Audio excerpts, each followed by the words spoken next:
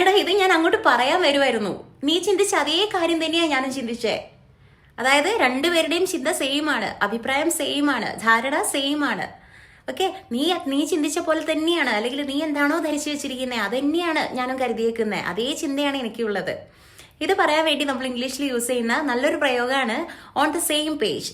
എന്താണ് on the same page? Page കേട്ടോ, on the same page. ശരിക്കും ഇതിന്റെ അർത്ഥം എന്താണെന്ന് വെച്ചാൽ, നമ്മളിപ്പം ക്ലാസ്സിൽ കുട്ടികളോടൊക്കെ പറയാറില്ലേ, അതായത് ഈ കുട്ടികളെ ഈ പേജ് എടുക്കൂ, അപ്പൊ കുട്ടികൾ ആ പേജ് എടുക്കും, എല്ലാ കുട്ടികളും നോക്കുന്നത് സെയിം പേജിലായിരിക്കും, ഒരേ കാര്യമായിരിക്കും വായിക്കുന്നത്. ഓക്കെ, ഇത് ശരിക്കും അർത്ഥാക്കുന്നത്, ഇവിടെ അർത്ഥാക്കുന്നത് എന്താണെന്ന് വെച്ചാൽ, നമുക്ക് എല്ലാവർക്കും എന്താ ഒരേ അഭിപ്രായം ഉണ്ടാവുക, അല്ലെങ്കിൽ ഒരേ ചിന്തയുണ്ടാവുക, ഒരു കാര്യത്തെക്കുറിച്ച് ഒരേ ധാരണ ഉണ്ടാവുക, ഒരു ചിന്ത, ഒപ്പീനിയൻ അത് സെയിം ആയിരിക്കുക.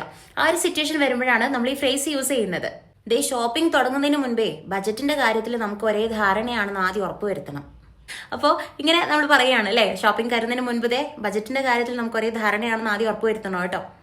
എങ്ങനെ പറയാം നമുക്ക്? Before we start shopping, let's make sure that we are on the same page about the budget. Before we start shopping, let's make sure we are on the same page about the budget. Before we start shopping നടത്തുന്നതിന് മുൻപ് let's make sure, നമ്മൾ ഉറപ്പാക്കണം എന്താണ്, that we are on the same page about the budget. ബജറ്റിനെ കുറിച്ച് നമ്മൾക്ക് ഒരേ ധാരണയാണെന്ന് ആദ്യം ഉറപ്പാക്കണം, എന്നിട്ട് മതി ഈ ഷോപ്പിംഗ് നടത്തില്. എന്നാ പിന്നെ നമുക്ക് യാത്ര ഊട്ടിയിലേക്ക് ആക്കിയാലോ? ഇത് തന്നെയല്ലേ ഇതിന്റെ മനസ്സിൽ? എങ്ങനെ ചോദിക്കാം? So, shall we plan a trip to Ooty?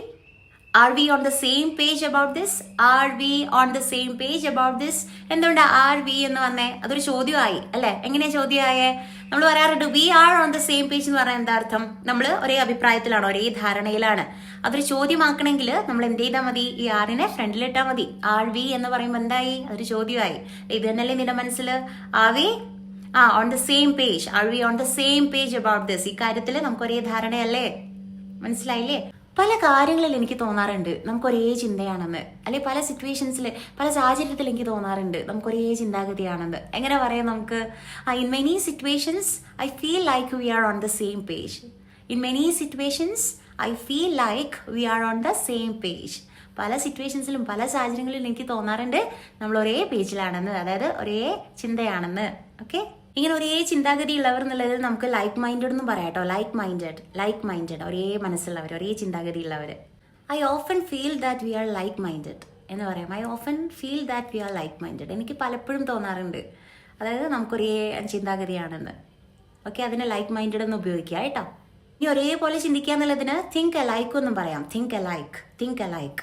Okay, ഇത് ഞാൻ പറയണം എന്ന് വിചാരിച്ചതല്ല കേട്ടോ, പക്ഷേ ഈ ഒരു എക്സാമ്പിളിലേക്ക് പറഞ്ഞു വന്നപ്പോഴേ എൻ്റെ മനസ്സിൽ ഈ രണ്ട് ഫ്രേസ് കൂടെ വന്നു, അതുകൊണ്ടാണ് ഞാൻ ആഡ് ചെയ്യുന്നത്. ഒന്ന് തിങ്ക് അലൈക്ക് എന്നും പറയാം, ഒരേപോലെ ചിന്തിക്കുക എന്നുള്ളതിനെ നമുക്ക് എന്ത് പറയാം? തിങ്ക് അലൈക്ക് എന്നും കൂടെ പറയാം കേട്ടോ. ഇംഗ്ലീഷിലൊരു പഴഞ്ചൊല്ലുണ്ട്, great minds think alike. Great minds think alike, അതായത് നല്ല ബുദ്ധിയുള്ള ആളുകൾ ഒരേപോലെയാ ചിന്തിക്കുക. നമ്മുടെ ബെസ്റ്റ് ഫ്രണ്ടൊക്കെ ചിലപ്പോൾ നമ്മുടെ തന്നെയും പറയുമ്പോൾ നമ്മൾ പറയാറുണ്ട്, ശരിയാ, ബുദ്ധിയുള്ളവരൊക്കെ ഒരേപോലെയാ ചിന്തിക്കുക. Great minds think alike. ഇപ്പൊ രാത്രി നമ്മൾ ഫുഡ് ഓർഡർ ചെയ്യാണ്, അപ്പൊ നമ്മുടെ മനസ്സിൽ ബിരിയാണി വാങ്ങിക്കാന്നാണ്. അപ്പൊ നമ്മുടെ ബ്രദർ വന്നിട്ട് പറയാണ്, എനിക്കും ബിരിയാണി മതി കേട്ടോ എന്ന്. അപ്പൊ നമ്മൾ ചിന്തിക്കാറില്ല, നോക്കി ഭാഗ്യം നോക്കി, ഞാൻ ചിന്തിച്ച അതേ ചിന്ത തന്നെയാ വരും എന്ന് പറയാറുണ്ട് അല്ലെ. അപ്പൊ ഈ ഓൺ ദ സെയിം പേജ് വെച്ചിട്ട് ഇതൊന്ന് പറഞ്ഞു നോക്കിയേ. I was thinking of ordering biryani and luckily my brother was on the same page. I was thinking of ordering biryani. Luckily my brother was on the same page. ഒരു biryani order ചെയ്യണം എന്നായിരുന്നു ഞാൻ വിചാരിച്ചത്. ഭാഗ്യത്തിന് എൻ്റെ ബ്രദറിന്റെ മനസ്സിലും അത് തന്നെയായിരുന്നു. ഓക്കെ, അപ്പം സംഭവം പിടികിട്ടിയല്ലോ എപ്പോഴാണ് ഓൺ ദ സെയിം പേജ് ഉപയോഗിക്കേണ്ടതെന്ന്.